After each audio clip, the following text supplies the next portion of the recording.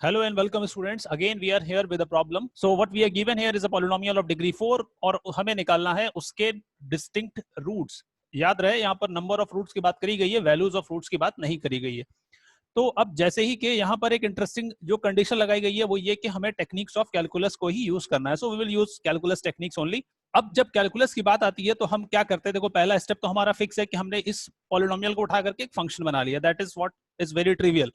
अब polynomial function की properties आप जानते हो कि बेसिक प्रॉपर्टीज क्या है, कंटिन्यूटी, डिफरेंशियबिलिटी उसमें आ ही जाती है.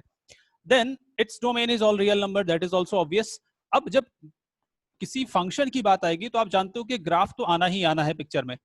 तो ग्राफ के लिए आप क्या देखोगे यहाँ पर कि इसके ग्राफ का बिहेवियर क्या होगा. पॉलिनोमियल के बारे में आप जानते हो कि उसके ग्राफ का बिहेवियर बहुत ही सिंपल होता है और डिग्री क्योंकि 4 है यानी कि इसकी डिग्री इवन है और आप कोफिशिएंट देख रहे हो क्या है, हाईएस्ट डिग्री टर्म का कोफिशिएंट पॉजिटिव है.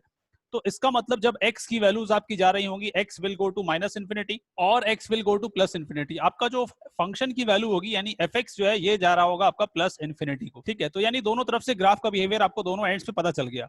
अब आपको देखना है कि अगर 4 डिग्री का पॉलिनोमियल है तो what are the possible graphs. तो पहला ग्राफ आपका ये पॉसिबल हो सकता है. ठीक है, अब इस ग्राफ में आप देख रहे हो कि कितने पॉइंट्स ऑफ इंटरसेक्शन है. There are 4 points of intersection with x axis, यानी कि आपके पास क्या आ रहे हैं, आपके पास आ रहे हैं 4 डिफरेंट जीरोस. एक पॉसिबिलिटी है और फंडामेंटल थ्योरम ऑफ अलजेब्रा से आपको ये पता चलता है कि किसी भी पॉलिनोमियल के एटमोस्ट उतने रूट्स हो सकते हैं जो उसका डिग्री है. So this is the first possibility. Now what is another possibility, that we can have 2 routes. So एक पॉइंट बीच में आपको सोचना होगा 3 रूट्स नहीं हो सकते. Either it will have 4 or it will have 2 or it will have 0. तो दो में भी दो तरह से हो सकता है. जैसे आप यहाँ पर देख रहे हो, इस केस में आपको दिखाया जा रहा है 2 distinct roots. तो हमारे पास 2 distinct roots आ सकते हैं और we can have 2 repeated roots. ये भी possible है कि आपके पास 2 repeated roots आ जाएं. And then what we have is no real root. ये भी आपके पास possible है कि कोई real root ना हो आपके पास. अब जो आपको देखना है कि इनमें से कौन सा सिनेरियो बन रहा है. अगर आप ये पहचान कर लोगे कि पहला केस है, दूसरा केस है, तीसरा केस है या चौथा केस है, तो आप नंबर ऑफ जीरोस की बात कर सकते हो. जैसे आप देख रहे हो फर्स्ट केस में क्या है, फर्स्ट केस में नंबर ऑफ जीरोस हैं आपके 4. नाउ सेकंड में है 2.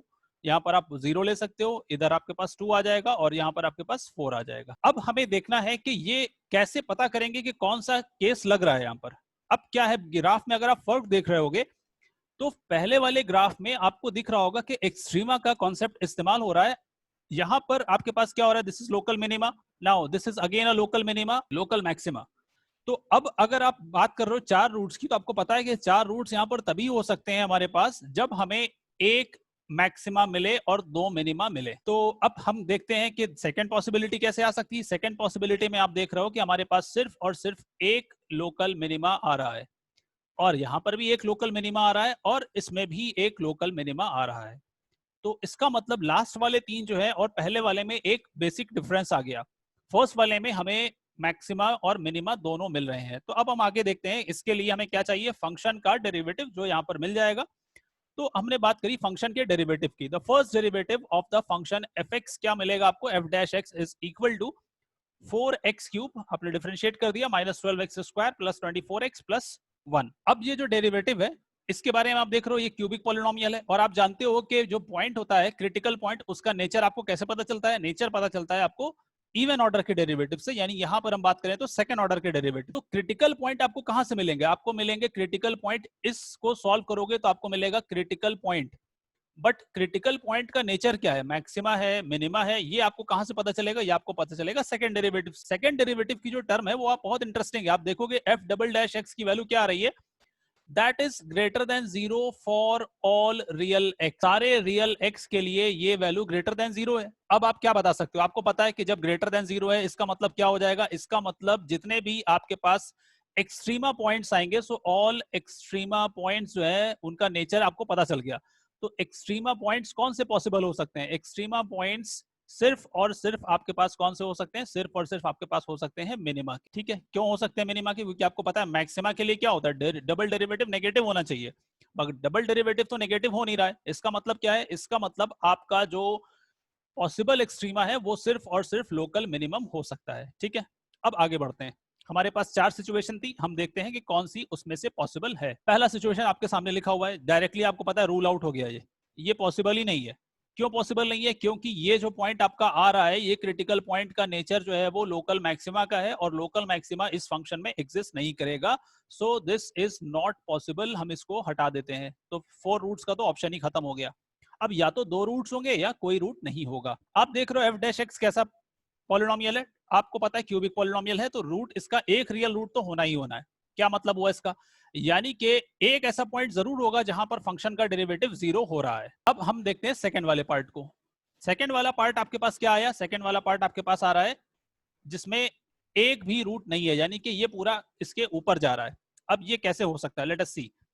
हमारे पास जो फंक्शन दिया गया था वो क्या है? हमारे पास जो फंक्शन दिया गया था वो है x to the power 4 minus 4x cube plus 12x square plus x minus 1। अगर आप देखो तो इसमें आपने x की जगह पर 0 रखा तो आपको क्या मिलेगा? f की जगह पर, x की जगह पर 0 रखा तो आपको f0 की वैल्यू मिलेगी -1।